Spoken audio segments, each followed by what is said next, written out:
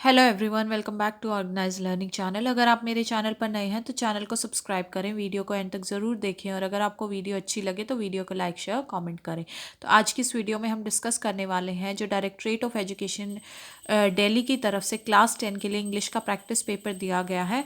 तो उसका ये लास्ट क्वेश्चन जो है इस प्रैक्टिस पेपर का ये रहता है। तो आज इस क्वेश्चन को हम डिस्कस करेंगे और यहाँ तक हम डिस्कस कर चुके हैं।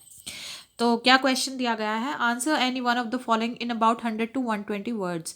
तो ये फर्स्ट और सेकंड पार्ट है। तो इन क्वेश्चन में से आपको कोई एक अटेम्प्ट करना है और इसका आंसर आपको 100 से 120 वर्ड्स में देना है। तो फर्स्ट पार्ट क्या है, आफ्टर रीडिंग द स्टोरी भोली बाय द ऑथर के Abbas, what impression do you form of the protagonist of the story भोली।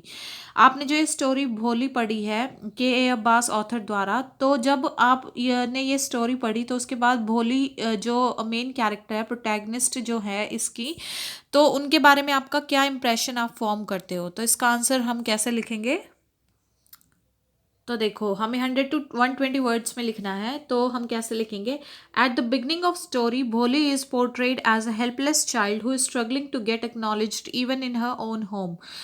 शुरुआत जब स्टोरी की गई है तो उसमें भोली को एक हेल्पलेस, बिना मदद वाली, मतलब उसकी कोई सहायता नहीं करता या वो बोल नहीं पाती, कुछ इस तरीके की चाइल्ड के तौर पर उसको पोर्ट्रे किया गया है और उसको अपने खुद के घर में भी कोई वैल्यू नहीं करता है। Years later, at the time of her marriage, Bholi remains quiet even when her parents want to marry her off to a man who is her father's age.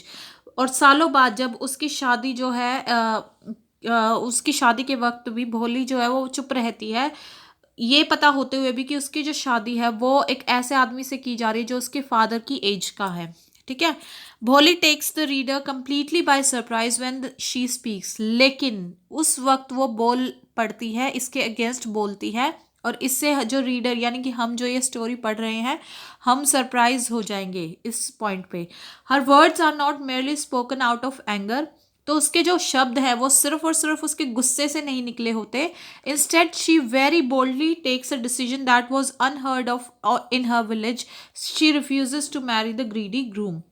लेकिन उसने ऐसा डिसीजन लिया जो उसके खुद के गांव में आज तक किसी ने नहीं लिया था। उसने शादी के लिए एक ऐसे इंसान से शादी करने से मना कर दिया जो उसके फादर की एज का था और वो लालची भी था। Putting all the incidents together, the impression that the reader gets of the protagonist Bhole is that she is quiet but not weak. तो अगर हम इन सारे इंसिडेंट्स को एक साथ देखें तो हमारे माइंड में क्या इंप्रेशन जाएगा कि जो प्रोटैगनिस्ट भोली है वो चुप थी लेकिन वो कमज़ोर नहीं थी। She is an independent thinking woman who has the courage to oppose age old systems. वो एक इंडिपेंडेंट सोच वाली औरत है, वो लड़की है या वुमेन है जिसके पास इतना करेज था कि उसने जो सालों से चलती हुई प्रथा आ रही थी उसको उसके खिलाफ बोलने की उसने हिम्मत जुटाई।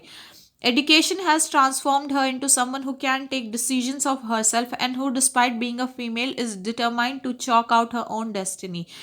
और ये सब उसमें बदलाव शायद उसकी शिक्षा की वजह से आया जिससे वो अपने लिए डिसीजंस ले सकी और चाहे वो एक फीमेल थी लेकिन उसने अपनी डेस्टिनी खुद लिखने की, खुद अपनी डेस्टिनी बदलने की ठान ली थी। ठीक है।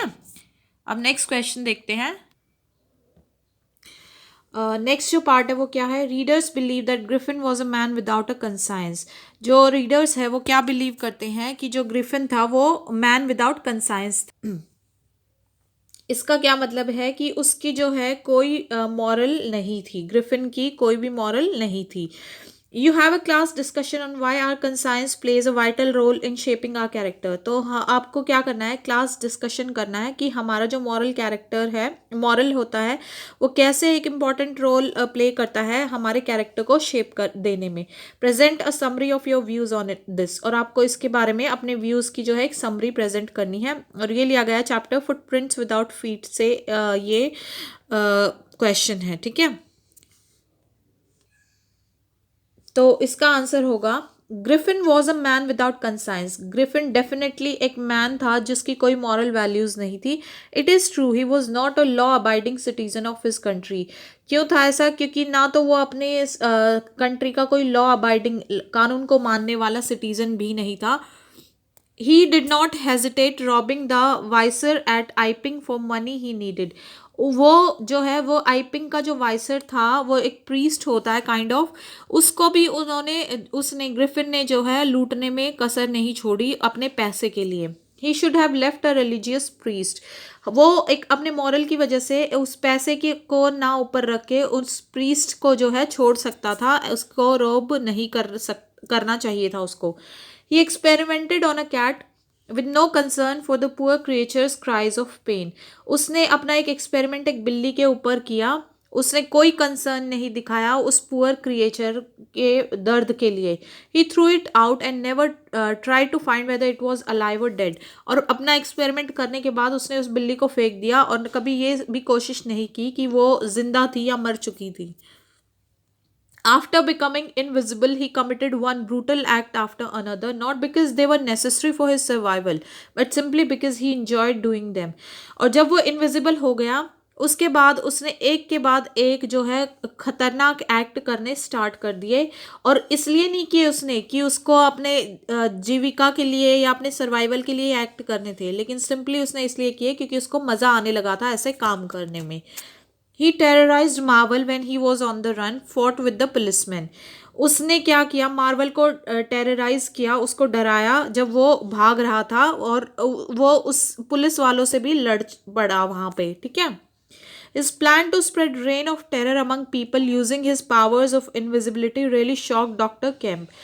और वो उसका प्लान क्या था कि वो लोगों में अपना डर बनाना चाहता था अपनी इनविजिबिलिटी की पावर को यूज़ करके, जिससे जो है डॉक्टर कैम्प बहुत ज़्यादा शॉक्ड हो गए थे।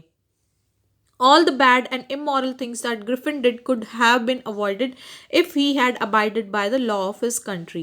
तो जितनी भी उसने ये बुरे काम, ये इमोरल चीज़ें की ग्रिफिन ने, ये सब जो है अवॉइड कर सकता था वो, अगर वो अपनी कंट्री का एक लॉ अबाइडिंग सिटीजन होता, उसकी मॉरल वैल्यूज़ होती तो, ठीक है।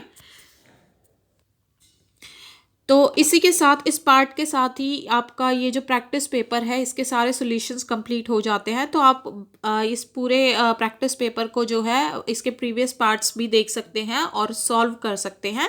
और आशा है कि आपको ये वीडियो भी समझ में आई होगी, ये सॉल्यूशन समझ में आए होंगे। तो अगर आपको वीडियो समझ में आई है और अच्छी लगी है तो आप वीडियो को ज़्यादा से ज़्यादा शेयर करें, वीडियो को लाइक करें, कॉमेंट करें, चैनल को सब्सक्राइब करें। मिलते हैं नेक्स्ट वीडियो में, और तब तक के लिए आप बहुत अच्छे से अपनी तैयारी करते रहिए, and all the best for your exams.